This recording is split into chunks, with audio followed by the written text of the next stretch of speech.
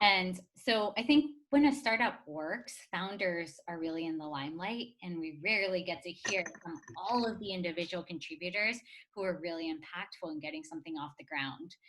So I think we launched this out of our own curiosity of hearing what it's like to be in the mix of something growing, like what's the chaos like, what's the ambiguity of around launching a new product or building something that no one's built before. And I think Brie can really speak to that one.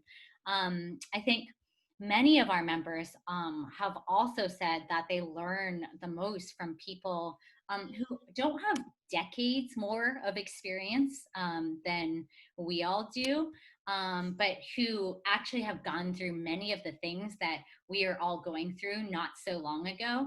And so, even though each of us carves a unique path, especially as smart generalists in our careers, we hope that we can learn from the experiences of other operators, especially those who are a few steps ahead of us in our career. Because I think these are the people who can most closely relate to the problems you're facing at work, since these are probably problems that they just solved at their companies.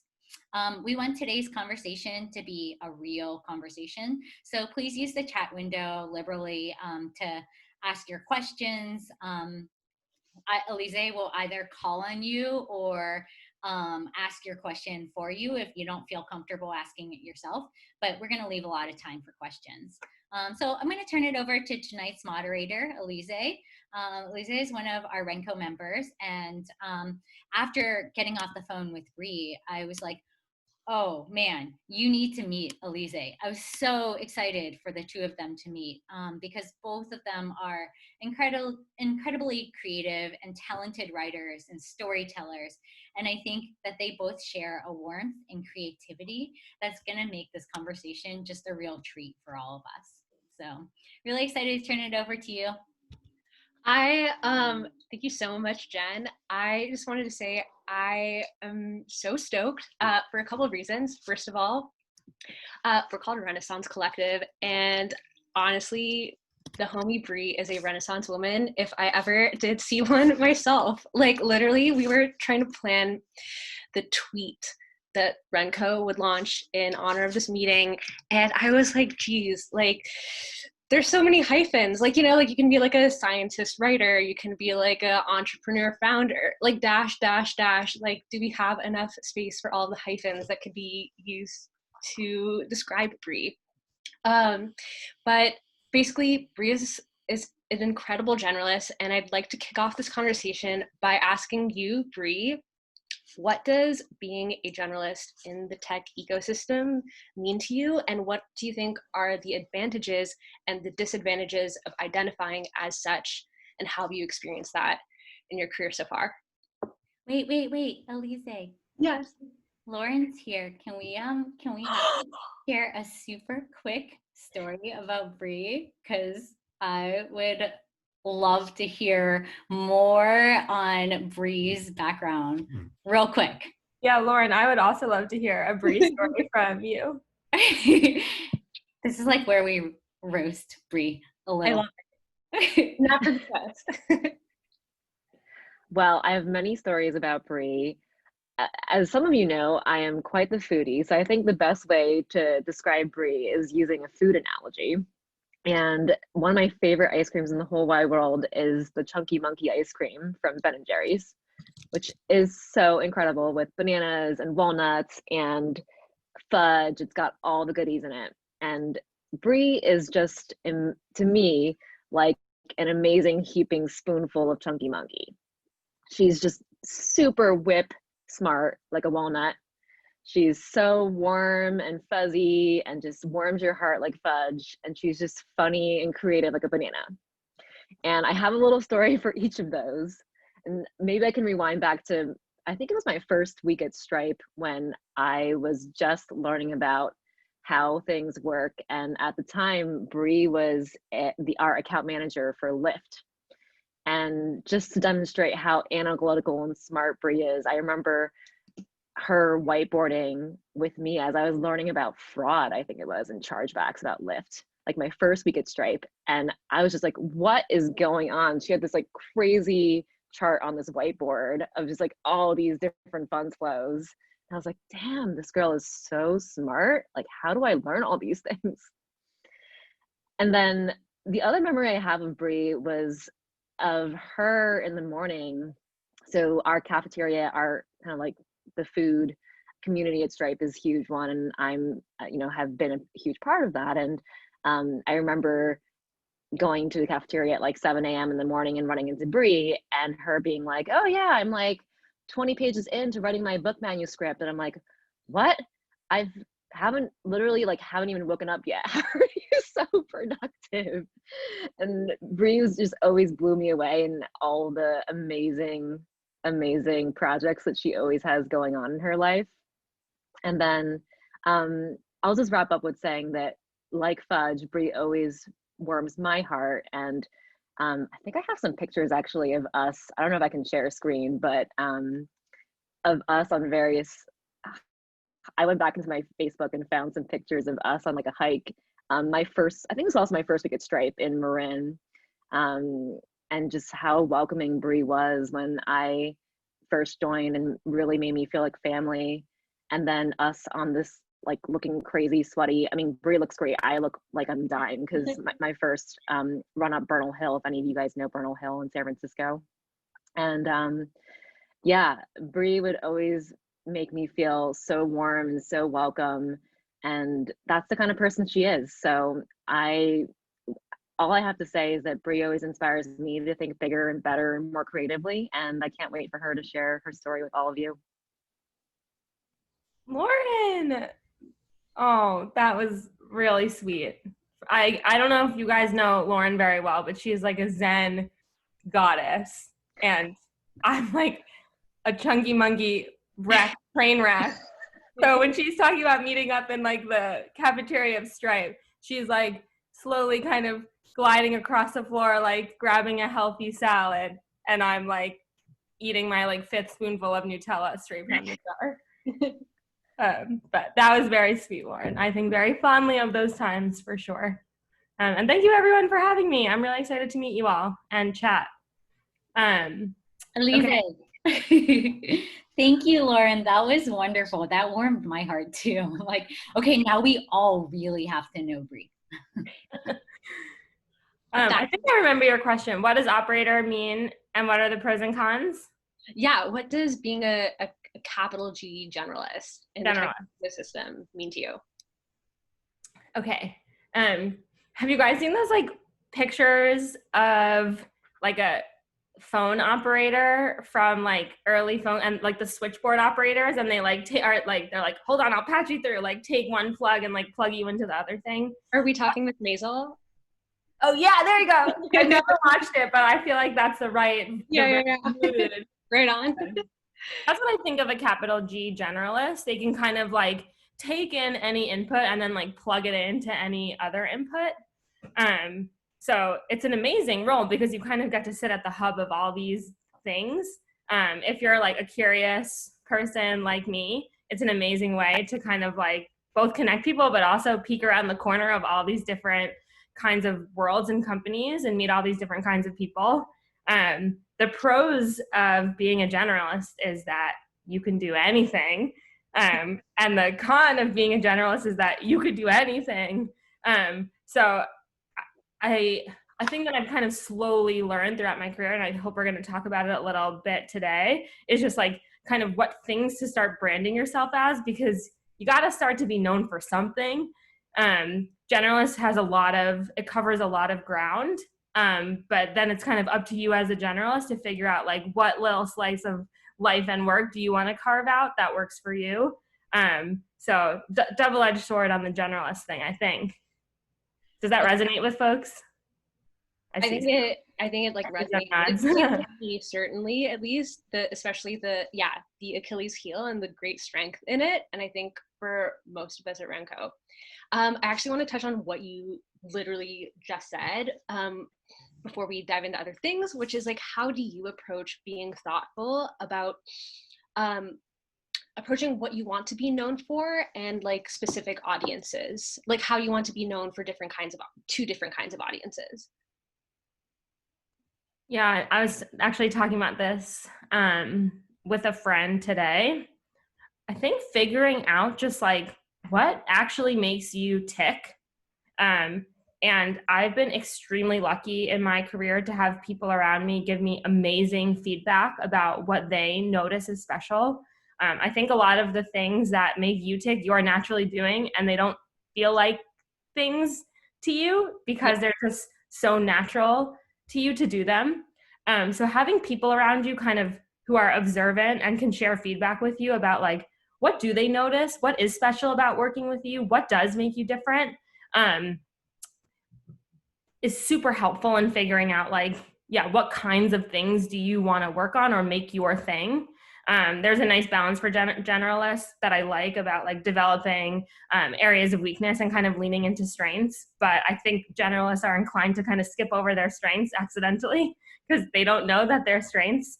So finding a way to like learn what those are and then maybe like lean into them more professionally. Someone recently shared a super helpful framework with me. They called it it was like an energy diagram, and it was just like a chart of like what kinds of projects give you energy and what kinds of projects suck your energy. Yeah. My boss gave it to me, and she was like, whoa, I'm super surprised about the things you put here. I don't hear you complain about this stuff much, or like I didn't realize you like this stuff so much. So I think that like what fuels you or what gives you energy is like a nice framing to start to understand yourself and what you like. I also, I keep a doc. I used to keep it open for anyone to see, but now I locked it down for just me, called Things That I'm Proud Of. Yeah. And it's just like little stuff that I do at work or like happens at work that I get really jazzed about. When I first got to Stripe, I'm laughing about Lauren telling like the story of all these funds flows. I thought I was really interested in more of like the analytical and product side of work. And then after like a couple of years of keeping this doc of what I'm proud of, I was like, literally, there's not a single thing around product that has showed up on this doc. I don't know what story I was telling myself about like who I am and what I like, but it is just like not true. So having kind of like a recording or a log of the stuff that you like actually like as it goes is helpful. Another thing that surprised me in that doc, I was like, I'm not really one for like public recognition, but like literally anytime when someone would like compliment me on something publicly, it would like go straight to the doc.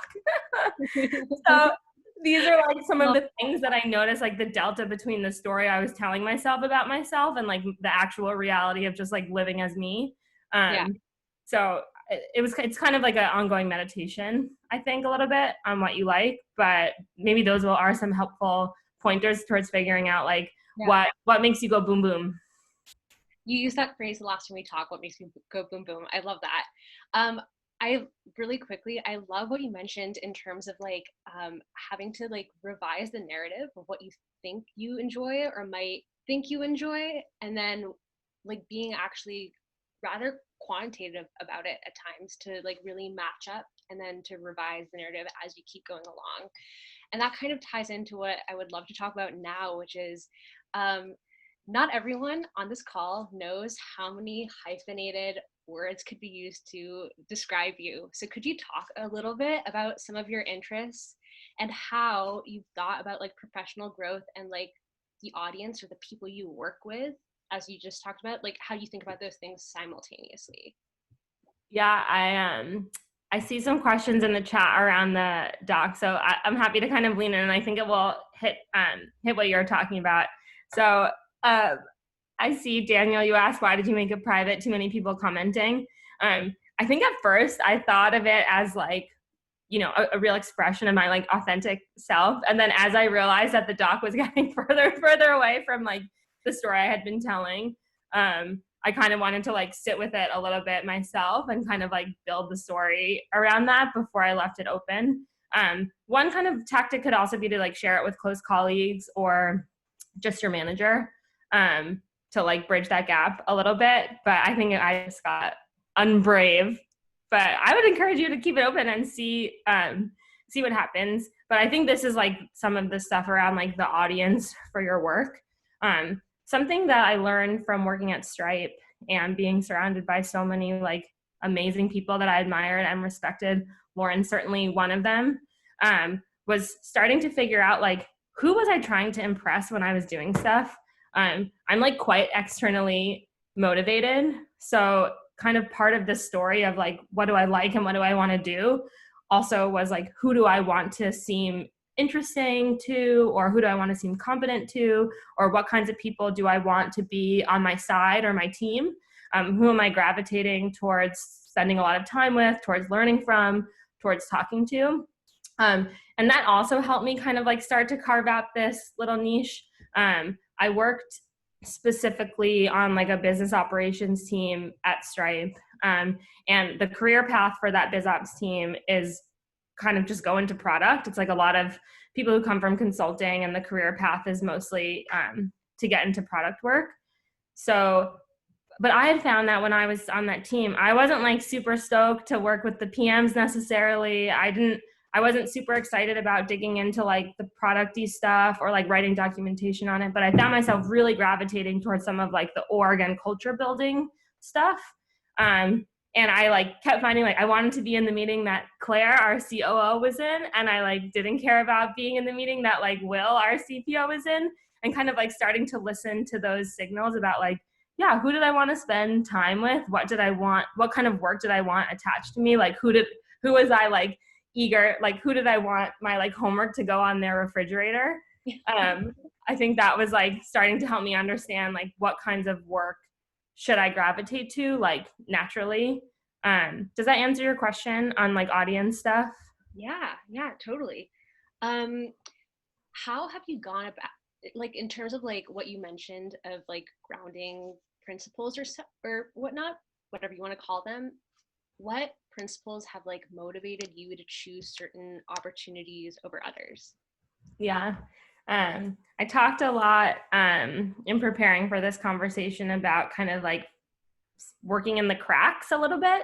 I think that's a compelling idea for a lot of generalists. It's kind of like if you picture work as kind of like a Venn diagram, like you need a couple sets of skills, like what will you uniquely be in the middle of? Like how do you get chosen to like be in that like specific thing that like of these several kinds of disparate ideas intersecting?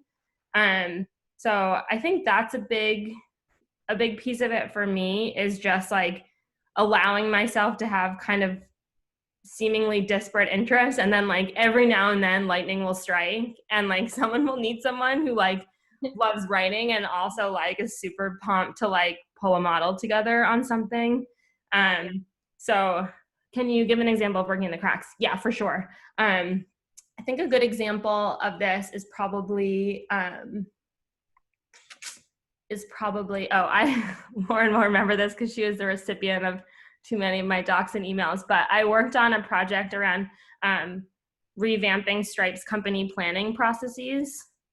It was like a lot of companies, finance owns this function because there's like business units or like it's like managed to the P&L.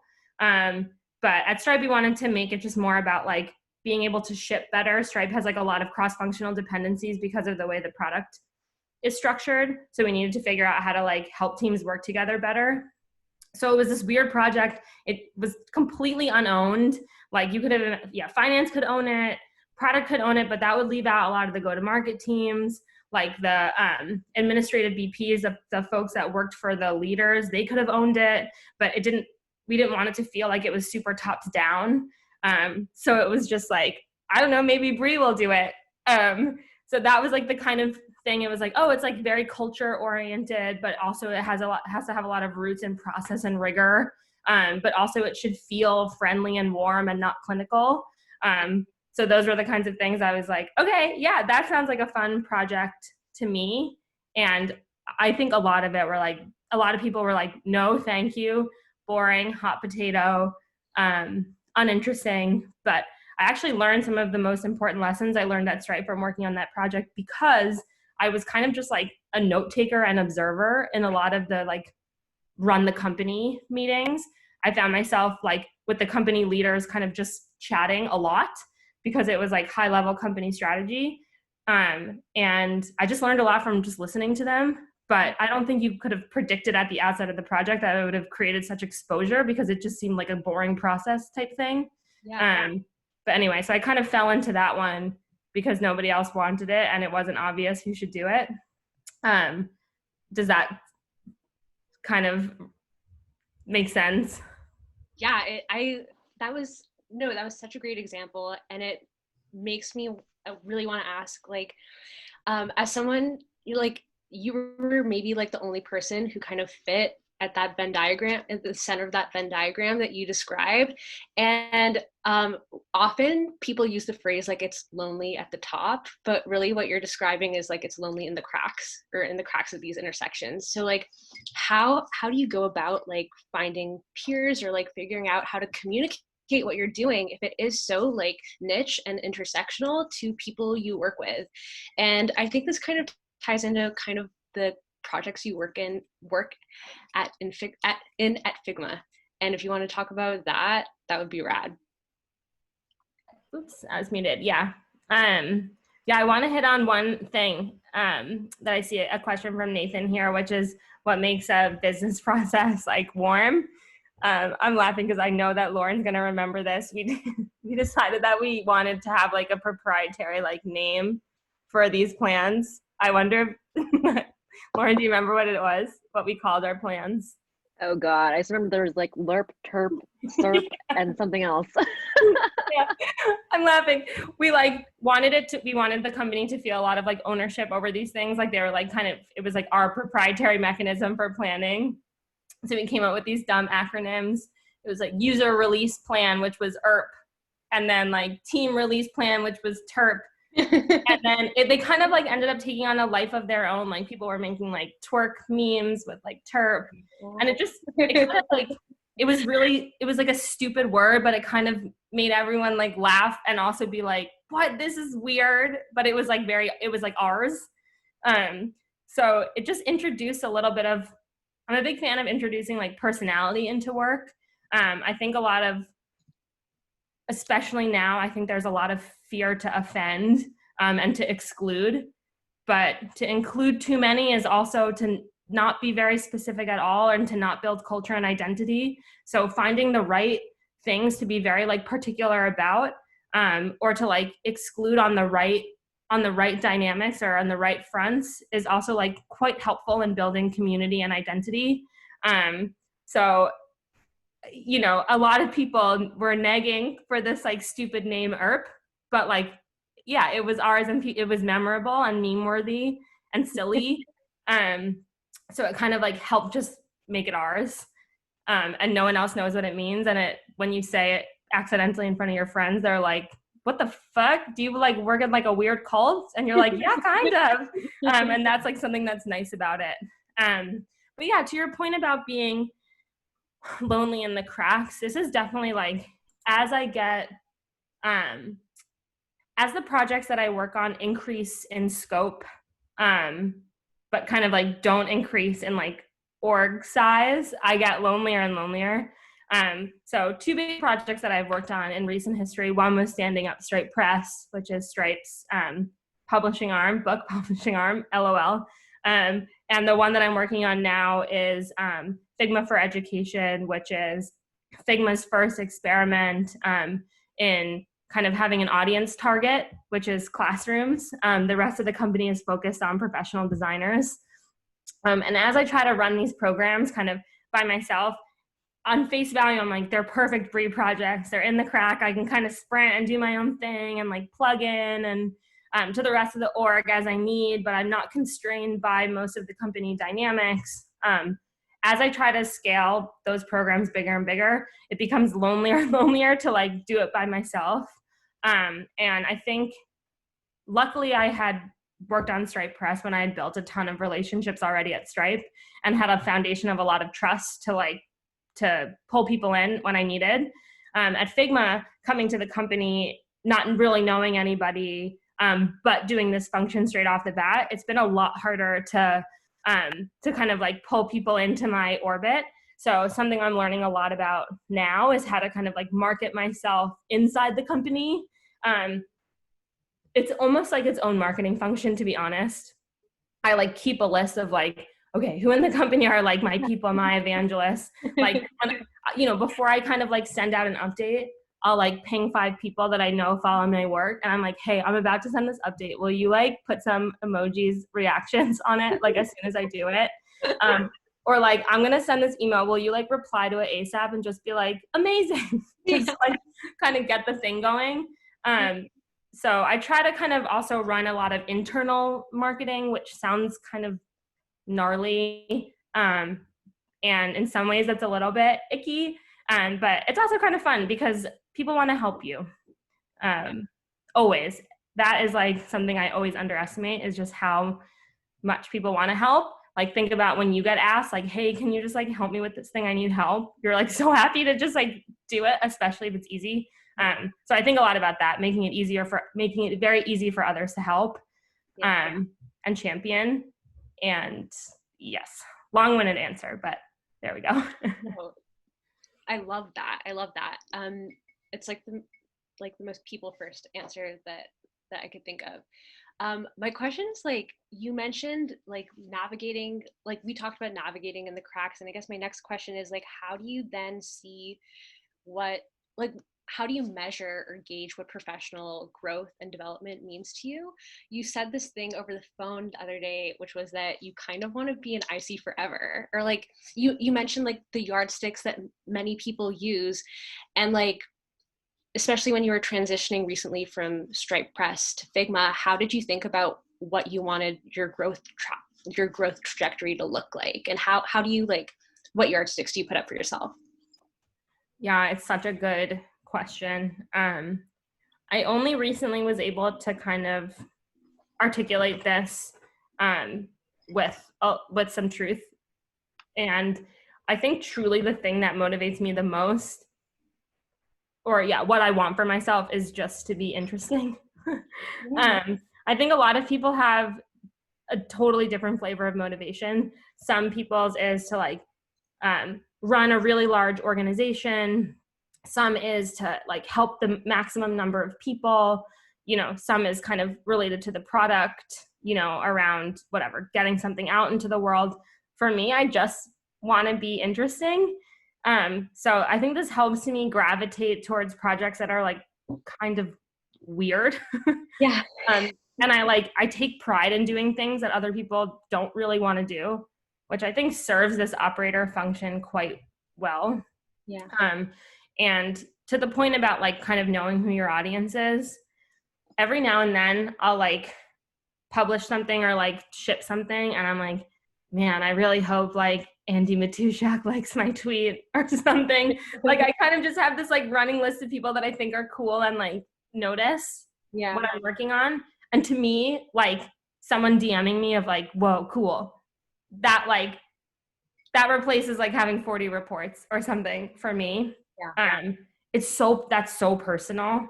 And like what even is interesting? It's only just what I think is, and like this like little random set of people I think are cool thinking it's interesting too, that probably nobody else cares about but me. But it's just that like knowing who your audience, who you're trying to like impress or like look cool to, or like who you want to notice what you're shipping. And for me, I think I've been able to see a lot of growth as a generalist in terms of like, what does the scope of my work cover? It used to be, tiny, like a planning project, like just for Stripe. And then something that was cool is I started talking to other companies about how they do their planning process, and met a lot of really cool operators in that process. Or Stripe Press and doing the book stuff and working with our authors, like learned a lot then. So just seeing how the scope increases and like how many different audiences or projects within the company or people those things can touch, that to me is quite motivating. But again, these are like very, very, very personal things. I love that. Okay, I missed this one terrific question from Nadia, which relates to what you were doing and what you were just talking about in terms of like people you can touch and connect with. Nadia, do you want to ask your question? Yeah, for sure. So I think like what you were saying about sort of like having your people and like having those people that you feel comfortable reaching out to, or like getting the emoji upvote from, like makes so much sense. And I was curious, like, how did you go about finding your evangelists? And is it sort of like a pay it forward vibe where you like emoji upvoted them? Is it a little bit of luck? Is it just, you know, if you find people and you vibe with them and you're like, yes, like tribe potential, like let's go, or what sort of is your style in finding those people? Yeah, it's a really good question. Something I spend a ton of time doing at work is like lurking on other people's stuff. Like truly, I will like, if anyone publishes anything, I will just like read it. I like read everyone else's Slack channels. I'm like a maniac anthropologist of the company. And when I notice things I think are cool, I just tell people. Or if I have questions or I'm curious about something or want to learn more, I just ask. And I feel like we talked a little bit about this in the prep for this. The best way to like build trust with a colleague or like build rapport is like to actually engage on stuff together. So I think it's a really good way to like find your people is to just like express what you think is neat or interesting, or like ask questions about what you're curious about and kind of like start that conversation. People will do the same in return for you if you kind of just like open that door a little bit for them, like just to chat. But like I literally can't think of a better way to build a work relationship with someone than just like jamming on something together. Or if you like cook something up in your head and you're like, man, I like would love to do this thing, but I can't do this piece of it. And you notice someone who can, just be like, hey, I'm like obsessed with this idea. I can't stop thinking about it. I feel like you'd be perfect to work on it. And a lot of times people are just like, no, thanks. I'm good with like what I have going on, but like, cool. But at least it like starts to build some sense of like what you're into and like what you care about and what you like. Like there's obviously a version of that that's like a little too much, which I've been accused of before. But I would just say to start a conversation with people that you think are neat, for any reason, like because of what they work on, because of how they think, because of the kinds of stuff they ship, because of the way they talk about work, because of the thing they did at the company talent show, I don't know, because of the slides they made, whatever. Because of the music they post in the music channel, just like any little thing can be an opportunity to like jam on something with someone. Does that answer your question? Yeah, thank you. For sure.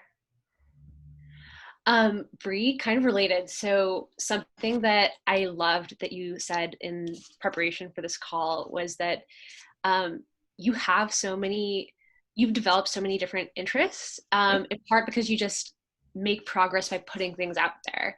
And a question that I think a lot of generalists might have, I certainly have, is like, how do you approach learning new things and also mediating like the anxiety of putting things out maybe before you necessarily feel like they're ready, especially when you're like starting new projects, whether like Stripe Press or the education initiative at Figma? Yeah, good question. I have a huge anxiety about this. Like my most meaningful kind of work experience was definitely at Stripe, which is a culture of extreme precision. And I was talking to someone about this today, that there's kind of like a product culture fit. Stripe needed to have a culture of precision because we were like a financial tools company that was like dealing with people's money and like regulators and like that serious shit. So I kind of like grew up professionally in a culture that was like about pixel perfection. So I have like huge anxiety about shipping. I just had my performance review this week and it came up as like, you gotta just be able to like push your stuff out. Like it's okay. So I'm definitely still learning on this front. But keeping others around you who help you build your confidence that things are ready to ship is helpful. Something that I do a lot of is I like, before I ship something, I write down 4 people within the company and 4 people outside the company that I just put the thing in front of before I ship it. And like, they will tell you if it's not ready. Yeah. Like you will hear it, but you have to ask. Like, it's on you. It's definitely your responsibility before you ship to like make sure the right people have seen it. So if you just do your homework, which is an input homework, just like get it out to a few people and make sure you've had eyes on it that are not yours. I call it 4 eyes, which is, you know, maybe but it's like the meme I have in my head. Like before I hit the button on anything, I'm like, did I get my 4 eyes? And oftentimes it's no, but like they will tell you. I just shipped something with Figma, our like first About Us page. Yeah. And it was a super fun project. It was another one. Like I was like, we don't have one. Can I make it? Yeah. And I was like, sure. Will you do like, you want to just like get some stock photos of our office? I was like, no, thank you. Some pictures, some quotes from our investors. No, thanks. But anyway, so it was like about to ship, and I like did the thing. I was like, okay, did I get my 4 eyes? And I was like, oh no, oh my God, 4 eyes. Damn, I love that. Yeah, damn, that was great. And I pinged a few friends outside the company, and I was like, hey, I want to like show you this mock-up. What do you think? And 3 of them were like, hey, I think there's some accessibility issues with this website. It was like there was some color stuff going on. Figma's a design company, so that's like a total no-no. We had like totally missed it in our internal reviews, and 3 people said it. And I was just like, oh, thank God. And just kind of like went back in and was like, hey, I don't think we should ship this. I don't think we're ready. Yeah. We like made a few changes that were quick. Like the conversation kind of still bubbled up around it, but at least we were like prepared. So anyway, I think if you like do your homework to get some input, like the people will tell you if something's not ready. Yeah, right on. Yeah, go get your like seizure trigger warning on the website. Yeah. I'm dead. Okay, one last question for me before I want to turn it over to everyone in the audience. And this is a question that I'm really excited to hear about, which is, what's a question you used to have earlier in your career that it's taken you this long, or a while at least, to be able to answer or have some semblance of an answer? Oh man, that's a really good question.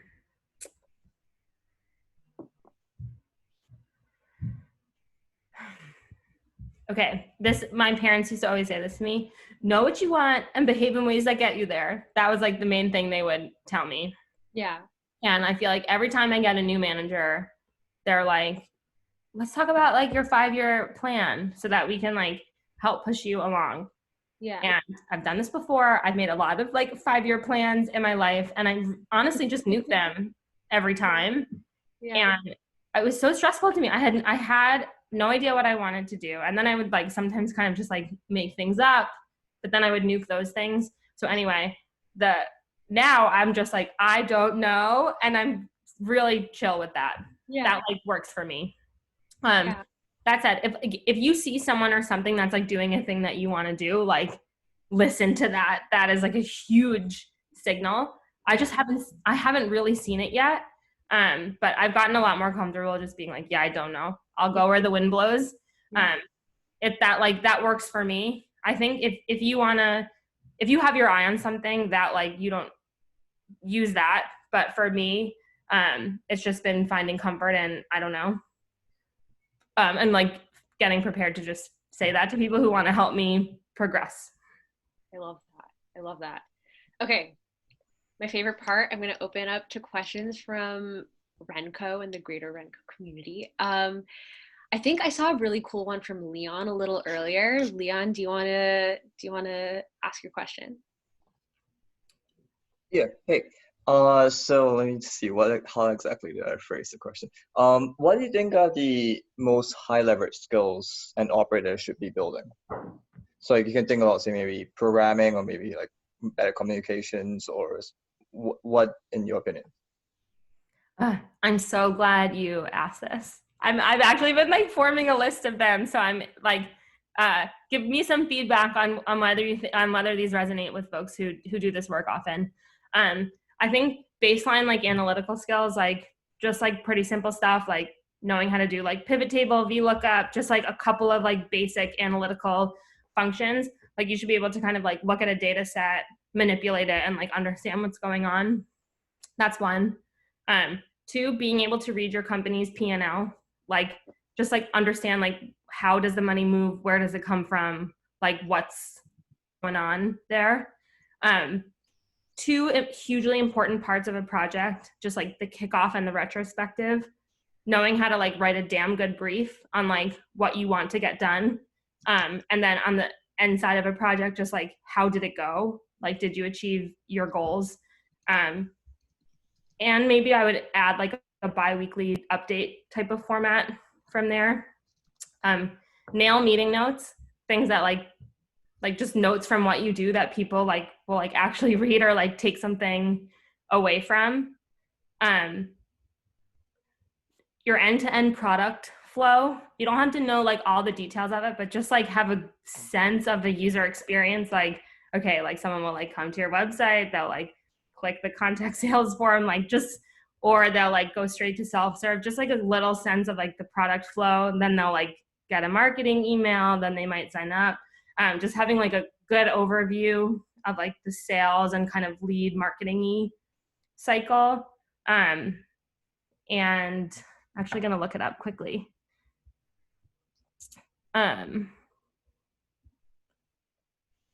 Yeah, I think that about covers it. It's like marketing and sales, like quick financials, project management, and yeah, just like your written communication skills. Like for an operator, paper trail is like everything. Just like a documented like state of your work ongoing that other people can like read, plug into, grok what you're up to. Super important. I learned that in spades at Stripe. Figma is actually like not great at it, and it's causing a lot of kind of like the company just like passed Dunbar's number, like the 150 mark, where like things are starting to feel like chaos. And I'm like, everyone, we gotta like keep our paper trails, get off Slack, like write docs. And I feel like knowing how to write crisp docs, super important for an operator. Does that help? Yeah, it does. That's very helpful. Thank you. That was a super, super hearty answer. Thank you so much, Brie. Andrew Wu has a question. Andrew, what's up? Andrew. Hey, sorry, I was on mute. No worries. And I'm out and about. But thanks so much for the great session. This is super interesting. Curious to hear thoughts on an operator you look up to and or have learned a lot from. Yeah. Oh my gosh, like so many are running through my head. But I think the most formative operator that I've worked with, maybe it's a little unfair because she was my manager at the time, but a woman named Ika, I actually recommended her to Jen. Lauren will know her too. Hopefully she can come and talk to this group. She is an incredible generalist, or actually started that way. She came from consulting, where I think like a lot of great operators get their start because they have that instinct to just like see a lot of different kinds of projects. But she's incredibly insightful and thoughtful, very introspective. And she was actually the person who helped me kind of understand what my strengths are, really helped like get to crisp answers, very biased towards action. I think that's like a great kind of operator to learn from, like the balance of like thoughtful and principled, but like get shit done. So I've like looked up to her for a long time. She was actually the one who like pulled me out of sales and account management, like into a more operational function, despite not having like the typical background. So like super grateful to her. She like launched my career for sure, just by like voting for me to do more of this work, but also because she just has an extremely admirable skill set. She ended up like leaving running this like business operations team at Stripe to like go be an IC product manager, which I think that's like a thing great operators do, is just like leave big schmancy roles to just like do IC work they think is cool. So hopefully you'll get to hear from her because she's an amazing woman. I really hope we do. Daniel, you've got a great question in the chat. Can you ask it, please? Yeah, sure. Really excited about the talk you gave, and taking quite a few notes here. But I'm curious, like, as an operator, what are some of like the operator secrets you've learned besides kind of some of the things you've suggested? What is maybe non-intuitive to being an operator? Yeah, good question. And the reason I asked that too is because, like, as you're kind of thinking, it's like, I think I see a lot of people kind of want to go into careers as product managers. I work at Bird, the scooter company, and like operations is everything. But I think even people within the ops org glorify the position of a product manager, where in many ways I see that an operator can be much more flexible in their ability to kind of go and pursue other projects. So I think, my question could be multiple parts there. You can, of course, interpret it how you will, but I think one thing that's very interesting is the idea that as an operator, you can be very flexible. So I'm looking for tips on kind of how to be a nimble operator within an org where everybody's kind of chasing like a product manager kind of thing. Like, I'm very much looking at the other side of it. It's, you know what? It's so funny that you're saying this. Every company has like a hot org. It's different at every company. When I worked at Google, everyone was like, marketing. I was like, amazing.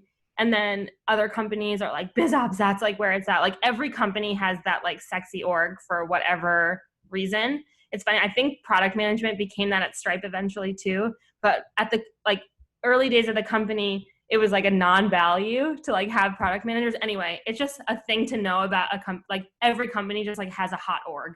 I would be extremely skeptical about the hot org syndrome. Like, it normally kind of comes in waves. It will come and go as the company grows, as like leaders shift priorities. So listen to yourself. Don't like follow. Just like, if that seems interesting to you because the company's into it, just like try to make sure you're motivated by the right stuff. Claire, who's Stripe's COO, gave good advice once, that she worked on projects kind of alternating that were like in the sun and out of the sun. And she like learned a lot by like alternating between the two. But in terms of a thing that's like non-intuitive about being a flexible operator,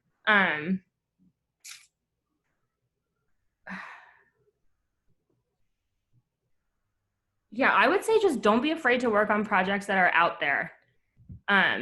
Like, I built some of my best relationships that way because like nobody was looking and you can just kind of do your thing. And that's like when you can like find yourself and kind of find some footing and stuff that's exciting to you where no one's watching. And you got a chance to like express yourself through your work. I think a lot of operators like want to gravitate towards the hot stuff. But I've definitely got a lot out of from like, working in the cracks or like being on random stuff that's like out of the sun. The planning project is a great example. Everyone was like, I'm not going to touch that with a 10-foot pole. And then it was like 3 times a week in meetings with like all of Stripe's leaders at once. And I think if anyone had foreseen that, they would have been all over the project, maybe for the wrong reasons. So yeah, work on stuff that seems cool to you and like lights you up, because that's where you'll do your best work and have fun and meet cool people. We love that. Okay, we have 2 great questions from 2 of our great Laurens. Let's start with Lauren King, and then we'll do Lauren Dye. Lauren K. Hi. Hold on, let me turn on my video. Sorry, there's a lot going on. Hi. Hey. Thank you so much. This has been incredible, and like just so much of what you've said is like resonated, I think, with all of us. I think one thing that you've touched on and you spoke to, but I like feel the challenge around is like how do you end up staying in IC or in an IC role as you continue growing? And, if you want to be in like a quote unquote leadership position, you often have to manage people. But I personally am like not interested in managing people. Maybe in this, like I like leading teams, but not, being responsible for, their like everyday type of work. And so how have you kind of managed that, or is that something that you have to accept? I don't know. Yeah, I'm glad you asked it. There is a definite narrative that exists that it's like career limiting to not want to manage. And I'm trying to understand where that narrative comes from, if it's like true or not. I also have this feeling that I don't want to manage, and I'm like forever operator. And then I'll share two kind of thoughts on that. One is that this past summer, I, because of my work on Figma's education work, I like brought in five students during their summer to like help me with the program. I like didn't think of it as a management thing. I was like, oh, we'll just like do some stuff with students this summer. It was my first little taste of just how much you can scale your work and impact by like having people under you. And it's definitely like reframed this thing on like forever operator for me a little bit. So I'm like less confident, I think, than I might have been otherwise on this forever operator thing after that experience. And then the second thing is that my shrink loves to ask me, like, can you just understand like why you don't want to manage people? Like literally what is that in you that like maybe things are pushing you in that direction and it's like a hard line. So that's something I've been thinking a lot about too. Like, why do I feel that way? What am I afraid of? What am I worried about? What do I think I won't like? And I haven't come up with like a good answer or what she thinks is a good answer yet. So that's like some work I would encourage you to do if that's a feeling that you have also. So I haven't like reached an answer on this stuff yet, but those are two things I'm working through. If that helps. In general in my life, I like think I make choices to preserve my independence as much as possible. So I'm kind of weighing that against some of these other things. Like, will I be able to scale the impact in the way that I want to with just me is a question I've been asking myself. But I really advocate, if you're like a thoughtful person to follow your heart on stuff, like I really think it works out if you work hard. So yeah, just listen to yourself, I guess. Amazing. Okay, in the interest of time, I'm going to combine two fantastic questions. One from Lauren D. Brie, you're an incredible writer and speaker, so original and interesting no matter what. Agreed. Do you have any recommended reading or writers? And then on a similar note, Mishti asked, she commented that she's inspired by your balance between creative and personal writing and work, and how do you carve out time for both and balance it? Yes. Okay. Writers to follow. Are you thinking of like people who write on work stuff, Lauren? I'm actually thinking more creative, just who you get your inspiration from. Okay. I read a lot of fairy tales, like classic ones, like Grimm's fairy tales, like old ones, not the new stuff. And a lot of middle grade fiction books. Like I recently reread Holes. Did you guys read that when you were growing up? Yeah. Anyway, I think some of the newer middle grade isn't so good, but I just love reading like fiction for young people. I think it like helps keep me kind of like humble, and there's a simplicity there that I long for. So that is like a place I go a lot to like just find some peace and simplicity and kind of, yeah, sweetness. That like helps me, especially now where things are feeling quite heavy. And on the creative writing and stuff, and balancing time for both, I think a lot of people process by like kind of meditating on things and letting things kind of like come in.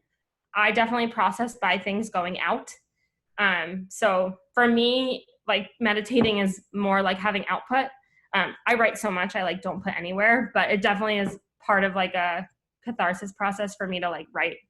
But I think a lot of people get that same benefit from just like sitting quietly with thoughts or thinking. So it's really just a feeling. It feels almost like a physical weight if I like haven't put some words out on stuff. So I don't know if that's super helpful advice. I've heard a lot of people just like do a Pomodoro timer or something and just like make sure they write for a certain number of minutes on pages to help balance. But I definitely, for me, it's like going to the gym or something to exercise. So that might be a little personal. But as I was talking before, I just remembered one thing on like the counterintuitive advice for operators. So I'm gonna zip back to that for a second. Yeah. One thing I've gotten a ton out of that it's taken me a lot of confidence to get here, but I'm doing a much better job of it, is when you like show up somewhere, two things. One is to represent your confidence on the thing. So like, I think we should proceed this way. And I'm like 70% sure that that's the right thing. It kind of like invites other people to do the other 30% versus like, no, I've researched this. Like, I'm pretty damn sure like this is the thing. And the same thing for like how much you care. So like, hey, I'm like looking for your input on this. It's like, okay, I like given this like a tiny bit of thought and like, here's what I came up with. Or like, no, I like really got down with this and like did some homework and like, I'm pretty sure, or like, I'm pretty invested in this solution. So kind of like to represent your confidence and your care. And the second thing is I got super good advice once on this, which is anytime you go into a meeting is just like know what your role is. So like, are you going to be the challenger? Are you going to be the upholder?